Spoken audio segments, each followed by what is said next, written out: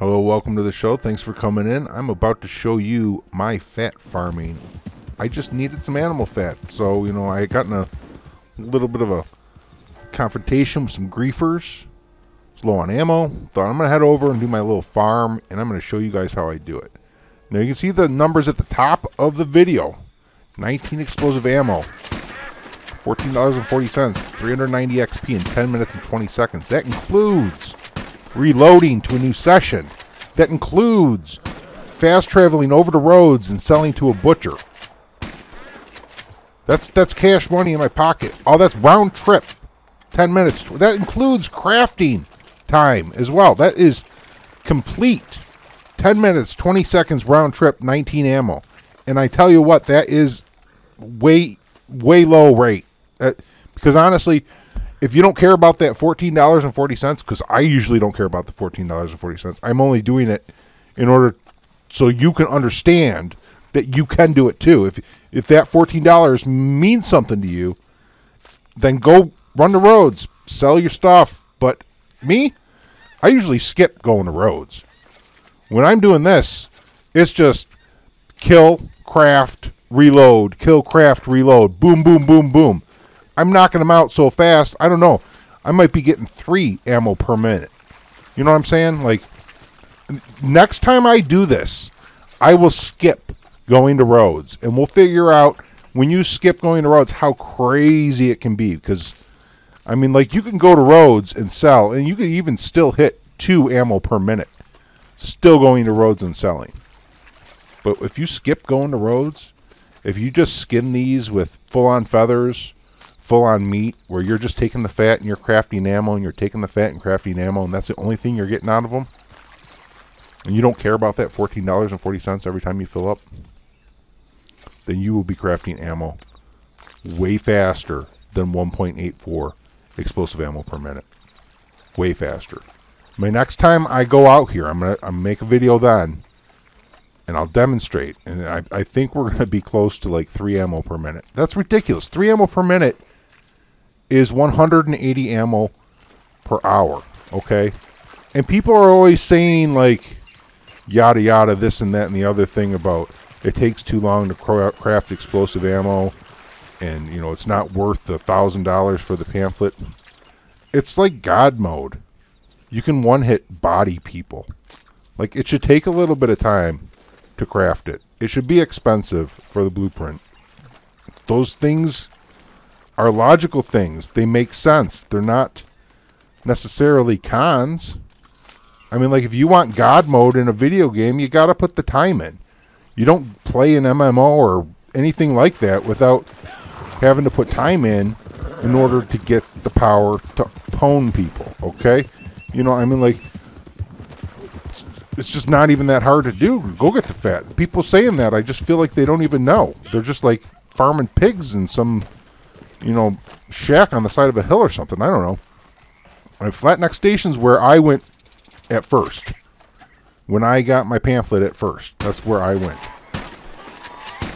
But now I know this spot. And it was like in-game life-changing, because this spot makes explosive ammo just like the only ammo I want to use in PvP, and I'm happy to use it. Like, sure, I don't mind going and collecting it. It ain't no thing, Okay, so something I want to mention though is I wanted to mention it at the beginning of the hunt, but I had some other things to say. Obviously, is when you're doing this method, it's important to pay attention to your positioning, because you want to try and kill the animals so the corpses stack really close together. If you are positioned poorly and you attack these birds, then it seems like they're just going to fly every which way. You're going to have to turn left, right, forward, backwards in order to get shots on them. And then when you finally finish, you look around and there's corpses in every direction. And you run, north to skin something, and everything south of you vanishes. Okay, so you want to concentrate on which way they're flying. And the ducks and the geese both tend to fly north to northeast. So keep that in mind. Like when I go and work on the ducks, I work on the ones that are northmost first. And then the ones that are south of them will be flying over the corpses of the ones that were northmost. And they'll be flying right into my field of view, right over top of the corpses I just took down. So then I take down the next ones that are coming. Like, I'm always kind of facing in the same direction. I'm not really ever turning left or right, except for towards the end when there's just a couple birds left. And like stragglers, I'll tend to pick them off. That's what will help you a lot in preventing corpses from disappearing, is because that will help you stack them up closer together. And then with the geese, it's not such an issue. The geese, you just got to be quick in between your shots, but you still got to take enough time to manage your reticle bloom. You know, the varmint rifle's fast, but it does have a little bit of a bloom. If you keep firing too fast, you won't get those one-shot kills, and that's really important. I like to stand southwest of the geese when I attack them, because they're all going to fly like northeast, and I find I have a really good line of sight, as you saw me demonstrate here. So now I'm going to do, after I skin this last goose, I'm going to head to Rhodes, which is something I don't normally do when I do this method. Normally after skinning this goose, I would go into free roam and just load right back in and do it again. So we're like, 6 minutes and 45 seconds into the hunt right now. We could take the next probably, well, I'll try and figure it out, like 3 minutes maybe off of the hunt, and then figure out, I'm crafting 19 ammo in probably like 7 minutes then. Which just, it's mind-blowing how fast that is. That's almost 21 in 7 minutes would be 3 per minute. And 21 I feel like it's doable in 7 minutes. I just do. See, I mean, like, it's just really fast, this method.